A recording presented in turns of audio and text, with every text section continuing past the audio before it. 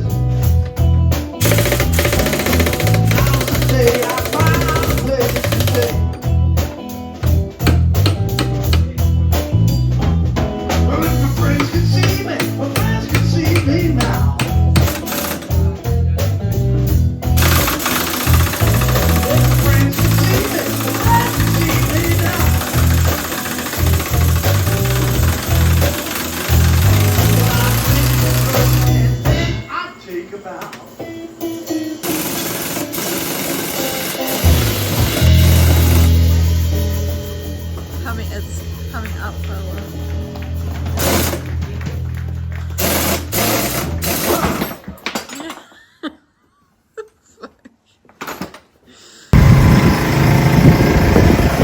All our bits and pieces, we're just acid them now, straight out of the molasses.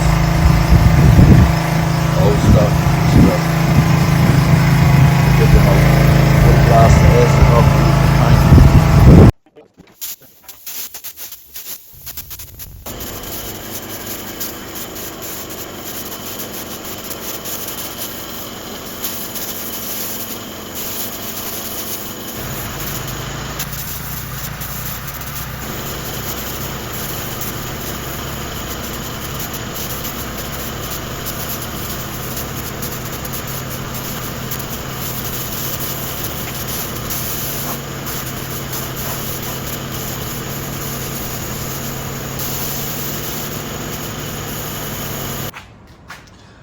So we ended up knocking the back window out of it.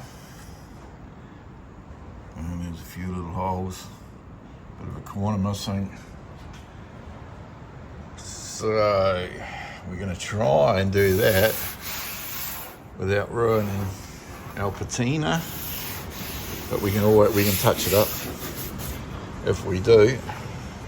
The beauty of a patina paint job. So yeah, that's probably a little bit too much patina.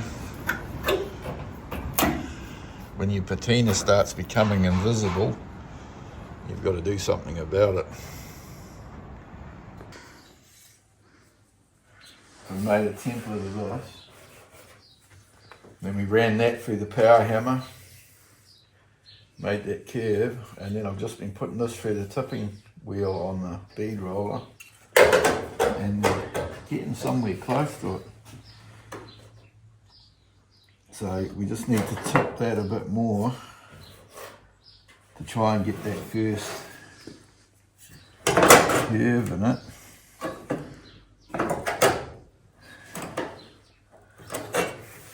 So we're going to run that through, and then we can cut these holes out.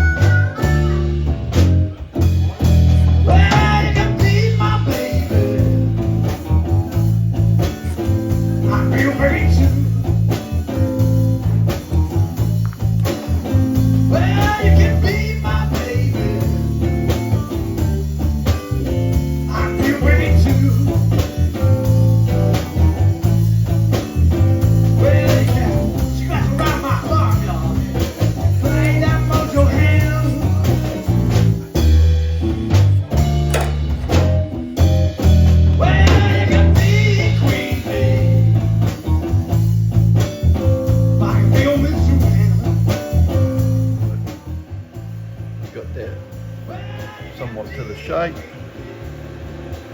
So now we're going to zip cut it in and then trim it up. I'm going to build this in 2 bits. Won't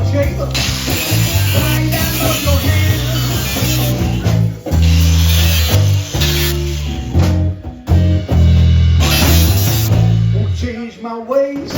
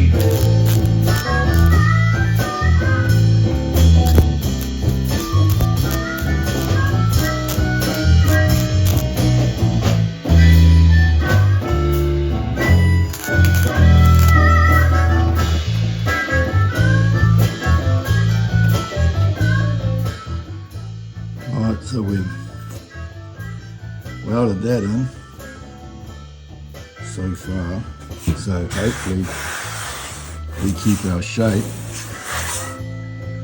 And then I'm going to make this piece next, which is basically just a right angle. It shouldn't be too hard. And then I think I'm just going to zip cut it around the corner and trim it up, and then weld that piece on, and we should be somewhere near it. And then we can build this inside bit and then move on to our few holes over here. So I haven't got a shrinker as yet. It's next on the list. So I'll just zip cut this and we'll tack her in. And hopefully she'll look alright. So we welded this piece in, made that in another bit, and now we're trying to carry on along this, cover these rust holes. So we're just forming that in the hammer. Needs a little bit tighter, and then we'll run it through the bead roller.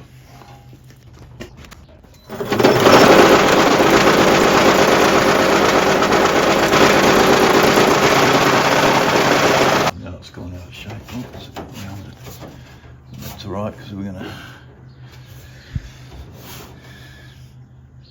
so I think that's close enough, so I'll put it in the tipping wheel and the bead roller.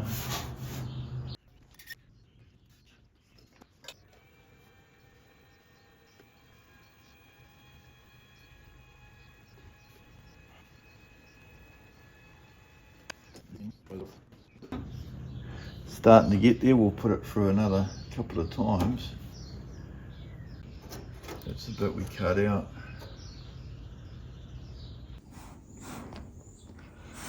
Welded that bit in.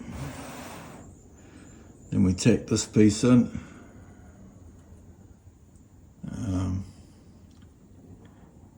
Ran out of gas, so I'll have to go into town, so that we won't be welding until Monday. But plenty of other jobs to do, sanding, front end. So we'll get into some of that and come back to this. Right, so we've fully welded that one and give her a bit of a tidy up. A couple of little rusty pinholes to fill up.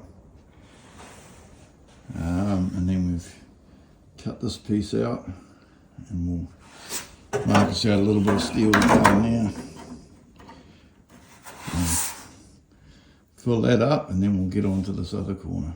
We welded that in, we'll give it a bit of a grind up. See how it come out.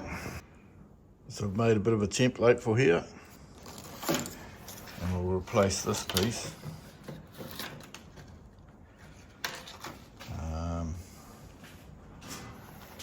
Then we'll cut this in another bit and zip cut it again because I haven't got a stretcher. And then we'll try to attack this edge here.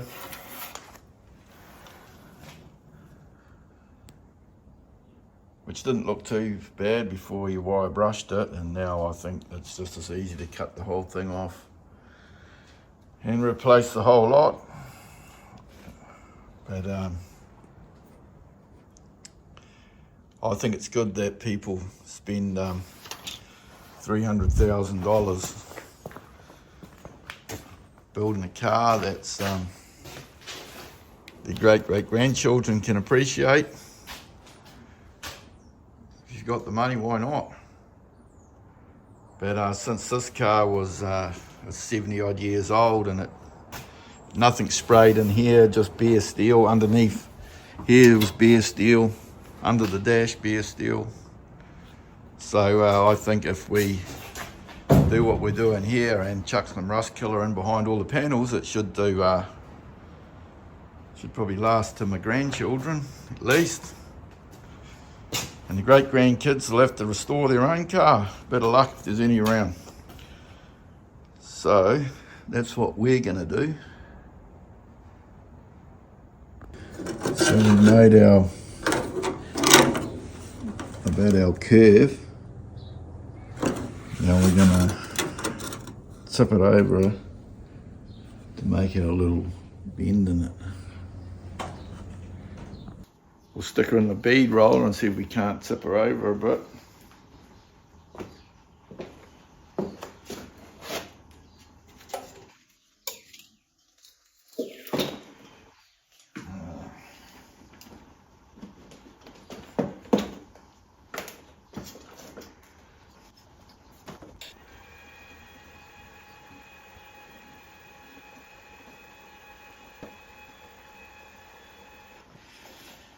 So she's tapping over a bit, I'll just give her a tidy up.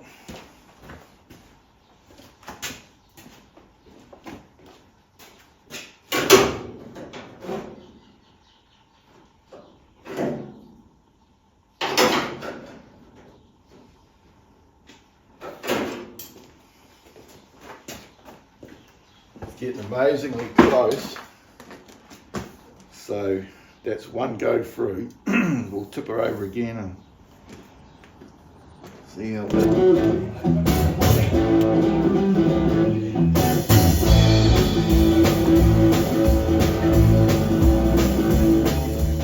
starting to get there. Bit of a twist in it. Another try. Stuck in Norway, water my boots, I got 90 miles ahead of me. You understand what's wrong, you see, I got the low down, broken down motorcycle blues. I got the low down, broken down motorcycle blues. Well, I should have been home an hour ago, but I'm stuck here still. The bitch won't go, I got 90 miles ahead of me. You understand what's wrong, you see, I got We'll try and get this curve a bit more.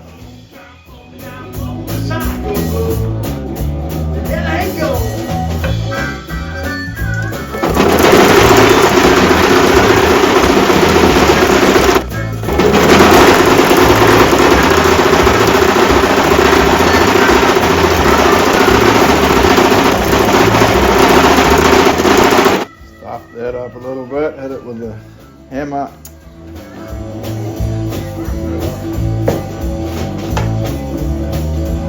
Well, I've got my hanging in trendy shoes, a leather jacket that smell like booze. I'm talking crazy, getting rid of my head. Need a low down, broken down motorcycle blues. Need a low down, broken down motorcycle blues. There they go again.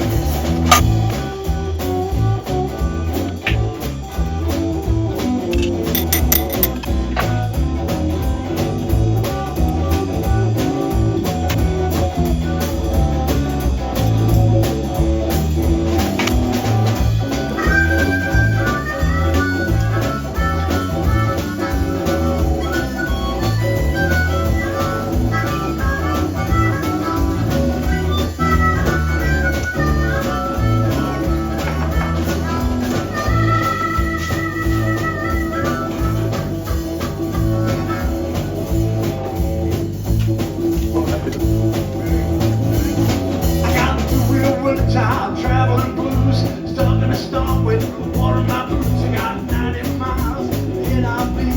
You understand? Now this probably isn't how you do this normally, but I just worked out that makes that shape pretty much spot on. Motorcycle blues. I got low down, broken down motorcycle blues. So that's all that done. I've got one little hole to fill. And then we're going to put some of our orange on it because we're burning off a lot of our patina here. And we're going to try and airbrush it back in to match the original. And by the time I cut this off, we're going to burn a lot of it off, and it might be that whole back panel with no original patina on it, which will be sad, but never mind. Try to make minimal damage.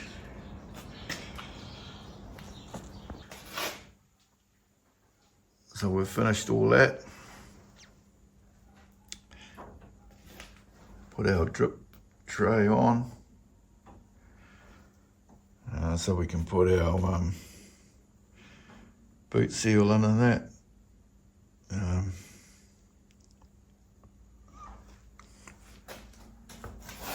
Now we'll put some of our orange paint on, and then hopefully airbrush some of the original colour in there if we can match it to fix up our patina, because there's not much left on there, but we'll cross that bridge when we get there.